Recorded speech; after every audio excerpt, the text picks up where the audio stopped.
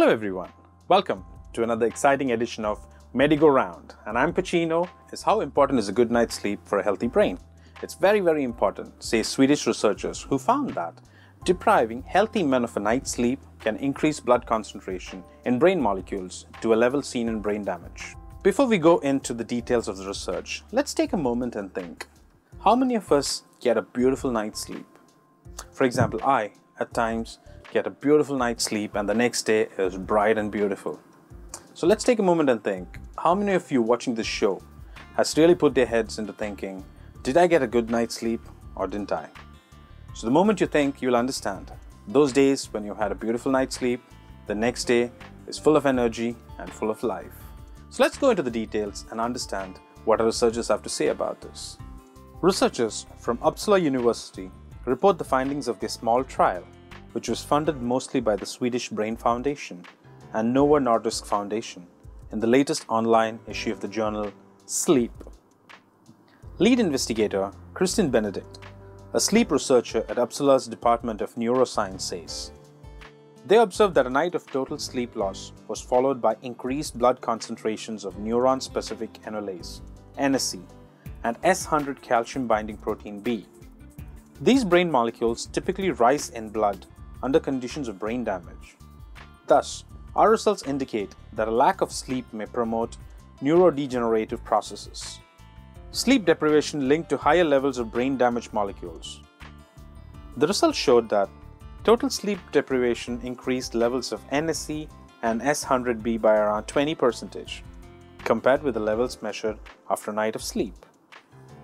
Good night's sleep may be critical for a healthy brain. They suggest further studies should now be done where both blood and spinal fluid samples are used to find out whether the raised levels of brain molecules really are due to brain cell damage, blood-brain barrier damage, or is just a consequence of increased gene expression in non-neuronal cells, such as leukocytes. Meanwhile, in another recently published study, researchers from the Johns Hopkins Bloomberg School of Health suggest that lack of sleep may increase risk of Alzheimer's disease. In a group of older adults free of dementia, they found shorter overall night sleep duration and poor sleep quality were linked to increased brain buildup of beta amyloid protein, which is a hallmark of Alzheimer's disease. I'm positive that all of you watching this show would be thinking of how important a good night's sleep is for a healthy brain.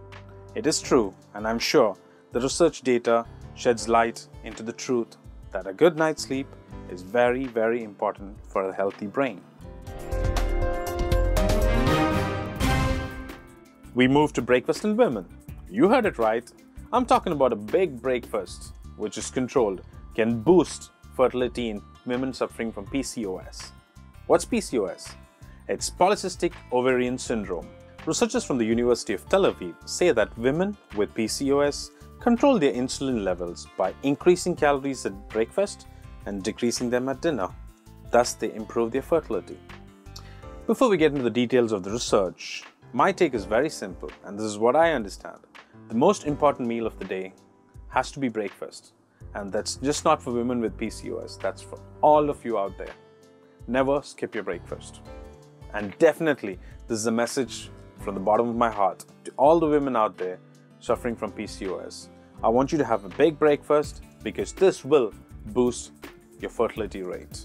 And not just women, I want everybody to have a healthy breakfast because, as I said earlier, this is the most important meal of the day. Stay fit and stay healthy.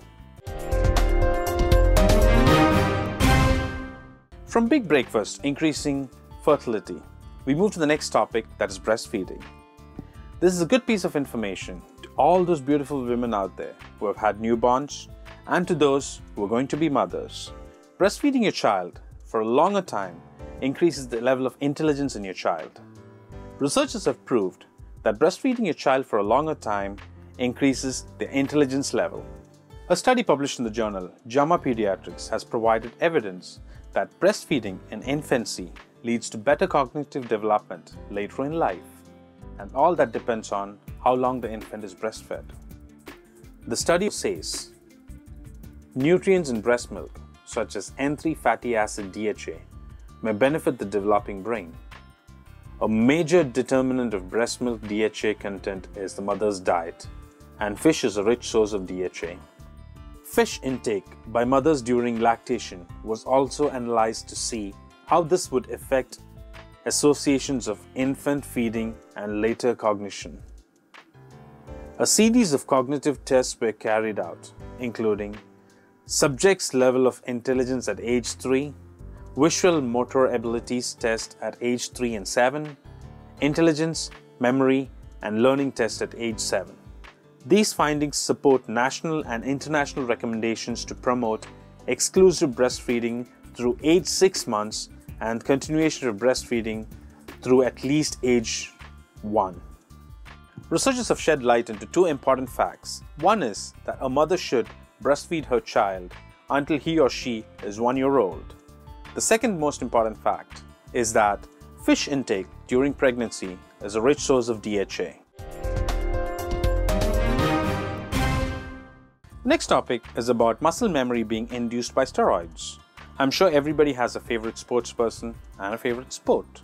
And I'm sure most of you know the effects of doping, the effect it has on sportsmen. Doping means a sports person having anabolic androgenic steroids to gain an added advantage which is unfair above his competitors, to gain that upper edge. The effect of these drugs on human body is similar to that of hormone testosterone. They stimulate bone and muscle growth and appetite, making them valuable as medicines to help patients cope with wasting ailments like AIDS and cancer. Researchers from the University of Oslo and Atlantis Medical College, Norway, have found that muscles in mice that have been briefly exposed to anabolic androgenic steroids display muscle memory that recreates the effects of the drug long after it has been stopped. This mechanism, the researchers suggest, could also let sportspersons who have engaged in doping briefly experience its performance-enhancing effects even many years after. In muscles, the effect of AAS is called muscle hypertrophy. It is the increase in size of muscle fibers, also known as myocytes, which constitute the cells that make up muscles. Muscle fibers have multiple nuclei. When muscle mass increases, the number of nuclei also increases. When mice were briefly treated with steroids, the muscle mass and number of nuclei increased. The drug was subsequently withdrawn for 3 months, and the muscle mass returned to normal, but the excess cell nuclei persisted. Noted the researchers' paper published in the Journal of Physiology on these excess nuclei. Remember the effect of AAS when it was consumed. When the mice were tasked after 3 months, 15% of a mouse's lifespan, muscle fibers in those with AAS-treated muscles grew by 30% over 6 days. Mice which had been treated with sham AAS experienced insignificant growth.